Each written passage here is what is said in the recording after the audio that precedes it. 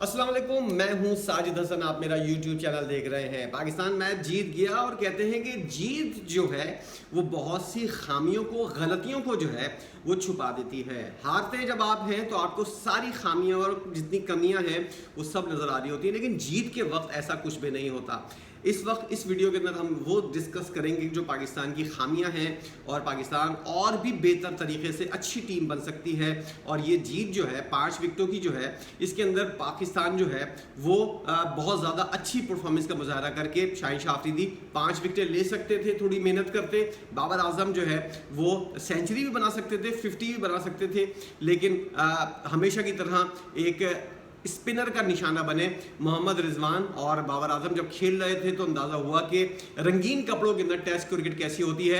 ये बहुत सी चीज़ें हैं, पाकिस्तानी स्क्वाड के अंदर कौन कौन सी तब्दीलियाँ की जा सकती हैं, आज की इस वीडियो के अंदर हम ज़रा मुकम्मल तौर पर बात करेंगे। और अंडरमाइन नहीं करूँगा पाकिस्तानी टीम को, अच्छा खेली और पाकिस्तान ने जिस तरह मैच जीता, ये 48 या 7 बॉलें पहले से तकरीबन 40 ओवर या चलो 45 ओवर के अंदर ये मैच जीतना चाहिए था। आपने नहीं जीता, लेट जीता और मैच फंस भी सकता था अगर हसन नवाज या हैदर अली में से कोई एक आउट हो जाता। हुसैन तलत में से, सॉरी हैदर अली, वो तो वहाँ पर इस वक्त काफ़ी मुश्किलात का शिकार हैं। अब मैं बात कर रहा हूँ हुसैन तलत की। पाकिस्तान को अगर कहा जाए कि जो ऑलराउंडर की ज़रूरत थी वो ऑलराउंडर मिल गया है, लेकिन इसको ऑलराउंडर बोलना सही होगा या नहीं, क्योंकि अगर आप देखें तो इससे बॉलिंग इतनी नहीं करवाई गई और जो है बैटिंग के अंदर इसने अच्छी परफॉर्मेंस का मुजाहरा किया। क्या ये हुसैन तलत जो है फ़हीम अशरफ की जगह ले सकता है या नहीं, और फ़हीम अशरफ टीम के अंदर क्यों मौजूद है, उसका क्या वजूहात है कि वो टीम के अंदर मौजूद है। ना उससे बैटिंग करनी आती है, ना उससे सही बॉलिंग आती है। हुसैन तलत को आप रख लें बेशक, लेकिन अगर फ़हीम अशरफ को ड्रॉप करना है तो आप इकलौता एक हमारे पास पड़ा हुआ है ऑलराउंडर मोहम्मद नवाज, आप उसको भी टीम के अंदर रख सकते हैं। और जिस तरह स्पिनर्स को सपोर्ट कर रही थी पाकिस्तान की जो है जो पिच थी पाकिस्तान की बॉलिंग के अंदर, अगर एक और स्पिनर होता, बेशक मोहम्मद नवाज होता, तो शायद पाकिस्तान की कारकर्दगी और ज़्यादा अच्छी होती। बहरहाल पाकिस्तान ने टॉस जीता, पहले बॉलिंग करते हुए पाकिस्तान ने 280 रन के ऊपर जो है वो वेस्ट इंडीज़ को रोका। लग रहा था एक वक्त में कि 300 प्लस रन होंगे, लेकिन चेस के आउट होने के बाद जो है वो मामला जो है उनके हाथ से निकल गया।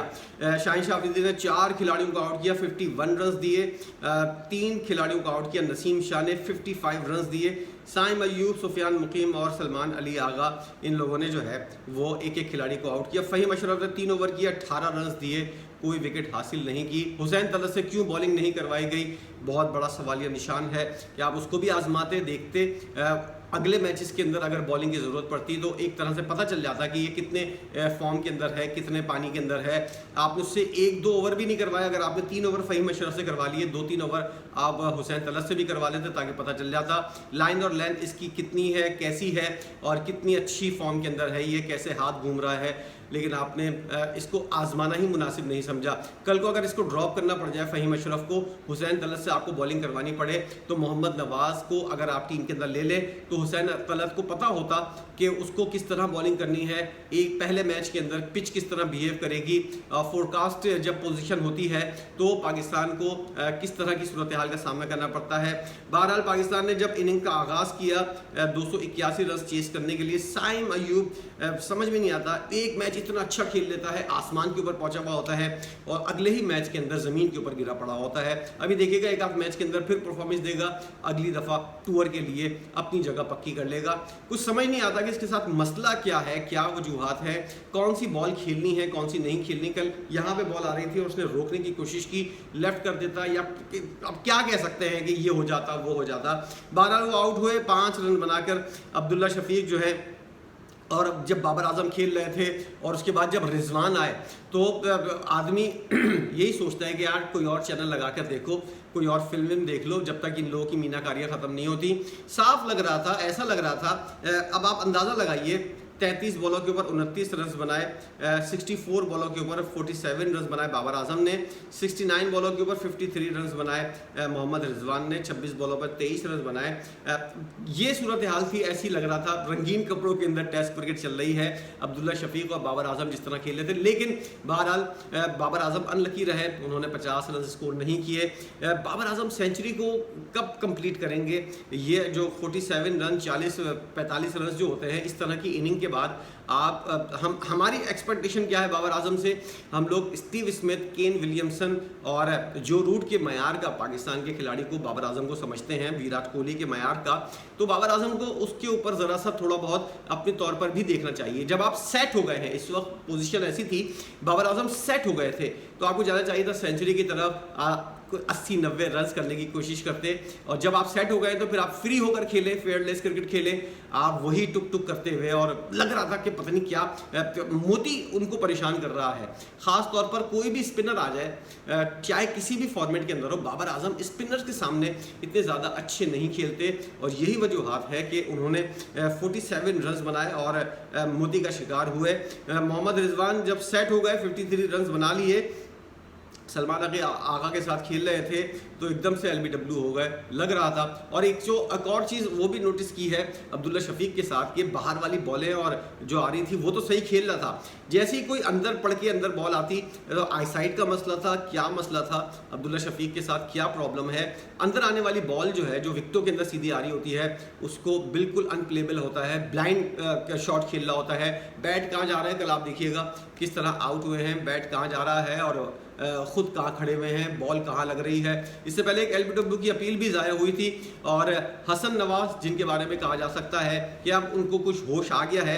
पहले हमने देखा था कि T20 फॉर्मेट के अंदर जो है वो आंखें बंद करके शॉट मारता था। इस पहले डेब्यू मैच के अंदर जो है उसने बेहतरीन परफॉर्मेंस का मुजाहरा किया, और लग रहा था कि अगर इस सेंसिबल अंदाज से, तरीके से दिमाग यूज़ करता हुआ खेले तो ये पाकिस्तान को बहुत अच्छा सर्व कर सकता है 5वें-6ठे नंबर के ऊपर। और देखना ये है कि इसको ज़रा सा एक आध बॉलिंग दे के देखें कि किस तरह की बॉलिंग करता है।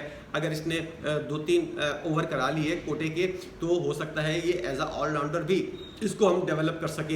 हुसैन तलत से भी बॉलिंग करवानी चाहिए थी, खुशदिल शाह टीम के अंदर नहीं है, तो आप मोहम्मद नवाज़ को, फ़हीम अशरफ को निकाल के पहली फुर्सत में मोहम्मद नवाज़ को टीम के अंदर रख लें। बाकी आपके पास कोई ऑप्शन नहीं है।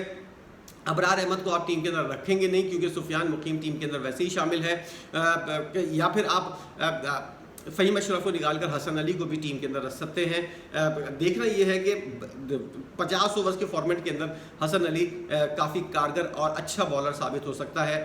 किसको रखना है? नवाज़ को रखना है। पिच की कंडीशन देखकर अंदाज़ा होना चाहिए कि अगर आपने कोई बॉलिंग ऑलराउंडर रखना है और उसको स्पिनर हो या फास्ट बॉलर हो, तो आपके पास दोनों ऑप्शन मौजूद है। हसन अली भी थोड़ी बहुत बैटिंग वगैरह कर लेते हैं, और बॉलिंग के अंदर भी उनको सब जानते हैं कि किस तरह की बॉलिंग करते हैं। ज़्यादा कुछ बोलने की जरूरत नहीं, टीम जीत चुकी है, इसलिए कुछ ऐसी वैसी बात मैं करना नहीं चाहता। सूरत हाल ये है कि अब एशिया कप की टीम बनने वाली है, और इसी परफॉर्मेंस की बुनियाद के ऊपर एशिया कप के अंदर बाबर और रिजवान ने बता दिया कि वो जिस तरह खेलते हुए आ रहे हैं, अपने खेल के अंदर कोई तब्दीली नहीं करेंगे और इसी तरह खेलते हुए नजर आएंगे। एशिया कप को जीतना है, क्या करना है, ये पाकिस्तान क्रिकेट बोर्ड के सोचने वाली बात है। लेकिन मेरी नज़र के अंदर अगर आपको एशिया कप के अंदर टीम के अंदर शामिल करना है बाबर आजम और रिजवान को, तो उनकी जगह बाबर आजम का रिप्लेसमेंट कामरान गुलाम भी हो सकता है, तैयब ताहिर भी हो सकता है, मोहम्मद रिजवान का रिप्लेसमेंट जो है वो साहबजादा फरहान है। आप अपने खिलाड़ियों को ही, जो नए खिलाड़ी हैं, इनके ऊपर आप एतमाद नहीं करते, और आप कोई भी बड़ा टूर्नामेंट होता है उसके अंदर इन्हीं पुराने नाम को, इन्हीं पुराने चेहरों को जो है वो लेकर आ जाते हैं। बहरहाल ये आपका अपना फैसला है। T20 फॉर्मेट के अंदर बेहतरीन वाली नई टीम होनी चाहिए। बेशक आप वनडे और टेस्ट के अंदर इन तमाम खिलाड़ियों को खिलाएं जो आपके मंजूर नज़र हैं। अगर आपको कुछ ज़्यादा ही इनसे मोहब्बत है तो फॉर्मेट के अंदर बहुत सी चीज़ें चेंज हो सकती हैं। वनडे फॉर्मेट के अंदर आप वनडे मैचेस बढ़ा दें, ज़्यादा सीरीज़ खेलें मुखालिफ टीम के साथ। आपके पास इतना टाइम ही नहीं है, ना ही दूसरी टीम के पास इतना टाइम है।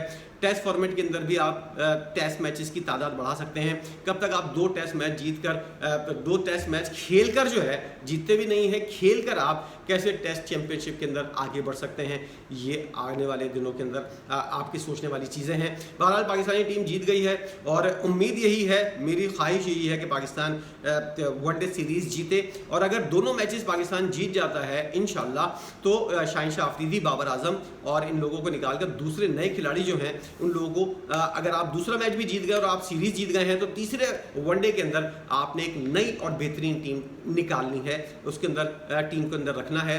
देखते हैं कि नए खिलाड़ी किस तरह की परफॉर्मेंस का मुजाहरा करते हैं। यही मौके होते हैं 10वीं टीम के साथ खेलते हुए, 10वें नंबर के ऊपर रैंकिंग अगर टीम है तो आप ज़रूरी नहीं है कि अपने सारे सीनियर्स को खिला दें।